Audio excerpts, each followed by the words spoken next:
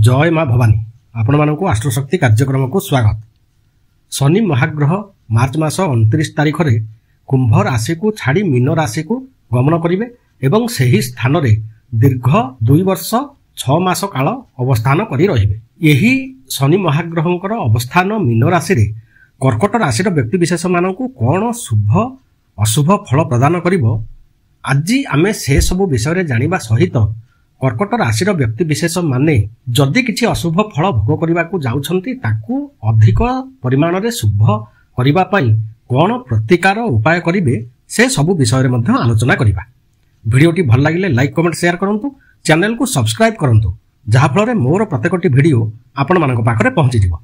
शनि महाग्रह हेउछंती धर्मर मालिक, आम मानकर पाप पुण्य कर्मर फलदाता।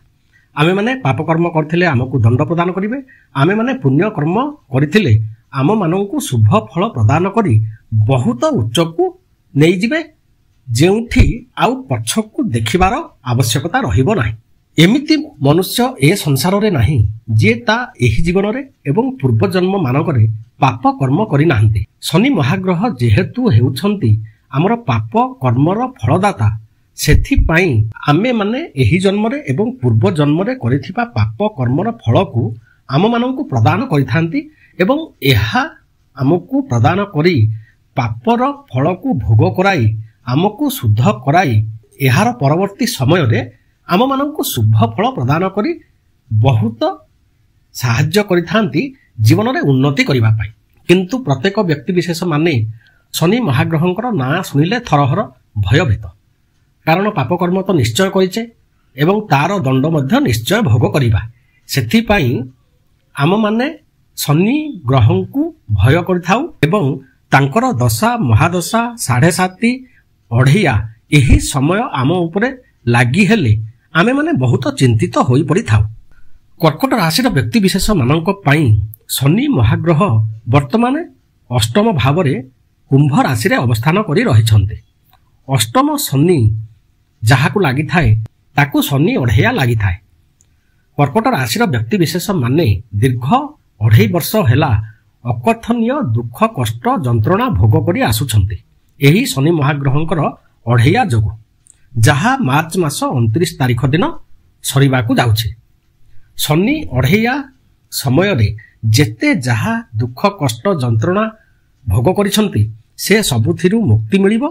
शनि महाग्रह जेतेबेले मीन राशि रे नवम भाव रे अवस्थान करिवे, नवम स्थान रे शनि महाग्रह गोचर रे बेसी अधिक शुभ फल नदेले मध्य कर्कट राशि व्यक्ति विशेष माननकु बहुत शुभ फल प्रदान करिवे, कारण एहा ईश्वरंकर इच्छा एवं शास्त्र मध्य कहे शनि महाग्रह तांकर 7.5 एवं अढ़िया समय रे जेउ कष्ट देई थांती एहा शेष हेला परे बहुत शुभ फल से व्यक्ति को प्रदान करिथांती। जदि शुभ फल न देई केवल कष्ट फल देबे ताहले मनुष्य भांगी पड़िबा निश्चित।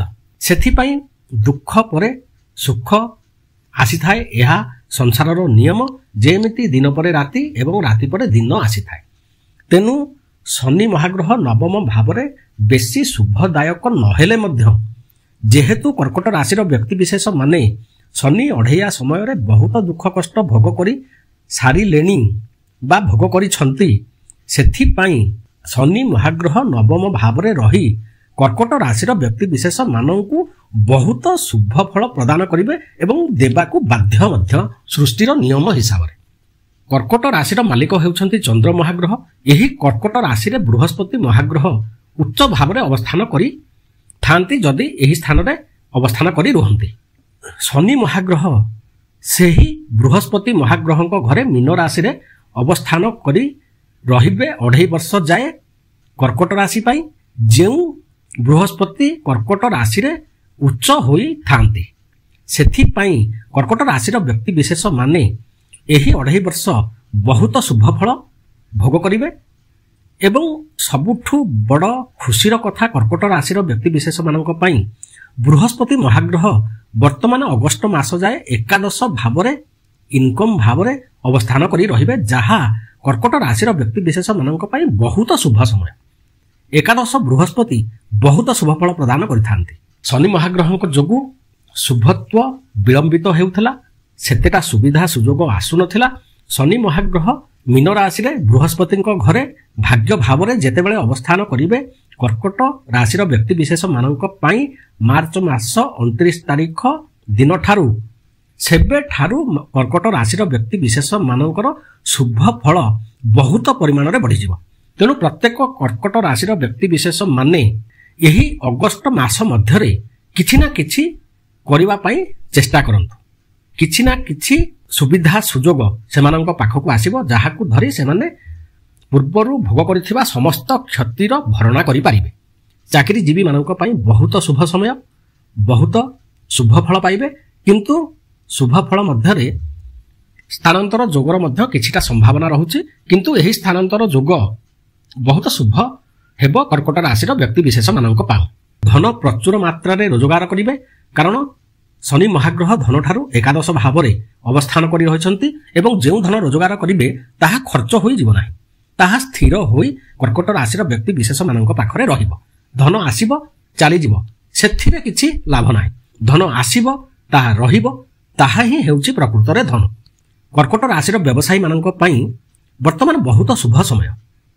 ବ୍ୟବସାୟୀ ମାନେ ବହୁତ ଲାଭ ଏହି ସମୟରେ କରିପାରିବେ। ବ୍ୟବସାୟରୁ ନୂତନ ବ୍ୟବସାୟ କରିବାର ମଧ୍ୟ ସମ୍ଭାବନା। ବ୍ୟବସାୟରେ ବହୁତ ଉନ୍ନତିର ସମୟ। ତେଣୁ ଯାହା କିଛି କରିବା କଥା ନିର୍ଦ୍ୱନ୍ଦ୍ୱରେ କରିନିଅନ୍ତୁ। ପତି ପତ୍ନୀଙ୍କ ମଧ୍ୟରେ ଉତ୍ତମ ସମ୍ପର୍କ ରହିବ। ପତି ପତ୍ନୀ ଉଭୟଙ୍କୁ ସାହାଯ୍ୟ କରିବା ଦ୍ୱାରା ମଧ୍ୟ ଜୀବନରେ ବହୁତ ଅଗ୍ରଗତି ଦେଖାଯିବ। ବିଦ୍ୟାର୍ଥୀ ମାନଙ୍କ ପାଇଁ ଏହି ସମୟଟି ବହୁତ ଭଲ ସମୟ। ବିଦ୍ୟାର୍ଥୀ ମାନେ ନିଜର ଅଳସୁଆମୀ ଭାବକୁ ଯଦି ଟିକିଏ ତ୍ୟାଗ କରିପାରନ୍ତି, ତାହେଲେ ବିଦ୍ୟା କ୍ଷେତ୍ରରେ ବହୁତ ଉନ୍ନତି କରିବେ, ବହୁତ ଶୁଭ ଫଳ ପାଇବେ। ଅଗଷ୍ଟ ମାସ ମଧ୍ୟରେ ବିଦ୍ୟାର୍ଥୀ ମାନେ, ଚାକିରି ବୃତ୍ତି ଅନ୍ୱେଷଣ କରୁଥିବା ଯୁବପିଢ଼ି ମାନେ ଏହି ସମୟରେ ଏହାକୁ ପ୍ରାପ୍ତ କରିବା ପାଇଁ ବହୁତ ଶୁଭ ସମୟ। ତେଣୁ ଯଥା ସାଧ୍ୟ ଚେଷ୍ଟା କରନ୍ତୁ ଚାକିରି ବୃତ୍ତି ପାଇଁ, ଯାହା ନିଶ୍ଚିତ ଭାବରେ ସେମାନେ ପ୍ରାପ୍ତ କରିବେ ଏହି ସମୟ ମଧ୍ୟରେ। ଏହା ପରେ ମଧ୍ୟ ବହୁତ ଭଲ ସମୟ ରହିବ କର୍କଟ ରାଶିର ବ୍ୟକ୍ତିବିଶେଷ ମାନଙ୍କ ପାଇଁ। ମୋଟାମୋଟି ଦେଖିବାକୁ ଗଲେ 12ଟି ରାଶି ମଧ୍ୟରୁ କର୍କଟ ରାଶିର ବ୍ୟକ୍ତିବିଶେଷ ମାନେ ଏହି ସମୟରେ ବହୁତ ଶୁଭ ଫଳ ପ୍ରାପ୍ତ କରିବେ। କର୍କଟ ରାଶିର ବ୍ୟକ୍ତିବିଶେଷ ମାନେ ଶନି ମହାଗ୍ରହଙ୍କର ଅଧିକ ଶୁଭ ଫଳକୁ ପାଇବା ପାଇଁ 2ଟି ଛୋଟ ପ୍ରତିକାର ଉପାୟ କରନ୍ତୁ। ସେମାନଙ୍କ ପାଇଁ ବର୍ତ୍ତମାନ ବହୁତ ଶୁଭ ସମୟ। ଏହି ଉପାୟ ପ୍ରତିକାର କଲେ ସେମାନଙ୍କର ଶୁଭତ୍ୱ ବହୁତ ଅଧିକ ପରିମାଣରେ ବୃଦ୍ଧି ପାଇବ। ମା ଦକ୍ଷିଣକାଳୀଙ୍କ ମନ୍ଦିରକୁ ଯାଆନ୍ତୁ ସନ୍ଧ୍ୟା ସମୟରେ ଏବଂ ସେହି ସ୍ଥାନରେ ମାଙ୍କର ପୂଜା ଅର୍ଚ୍ଚନା କରିସାରିବା ପରେ 20ରୁ 30 ମିନିଟ୍ ସମୟ ମନ୍ଦିର ମଧ୍ୟରେ ବସି ରହି ମାଙ୍କର ଯେକୌଣସି ସ୍ତୁତି ମନ୍ତ୍ରକୁ ପଢ଼ନ୍ତୁ, ଉଚ୍ଚାରଣ କରନ୍ତୁ।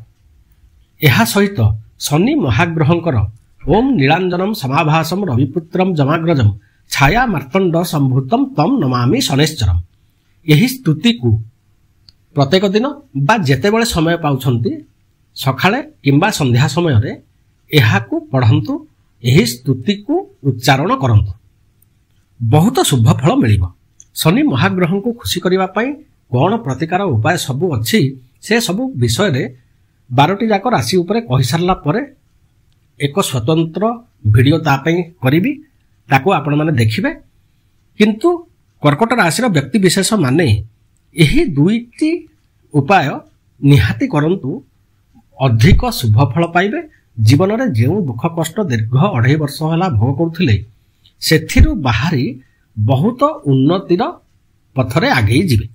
ଭିଡ଼ିଓଟି ଭଲ ଲାଗିଲେ ଲାଇକ୍ କମେଣ୍ଟ ସେୟାର କରନ୍ତୁ, ଚ୍ୟାନେଲକୁ ସବସ୍କ୍ରାଇବ୍ କରନ୍ତୁ, ଯାହାଫଳରେ ମୋର ପ୍ରତ୍ୟେକଟି ଭିଡ଼ିଓ ଆପଣମାନଙ୍କ ପାଖରେ ପହଞ୍ଚିଯିବ।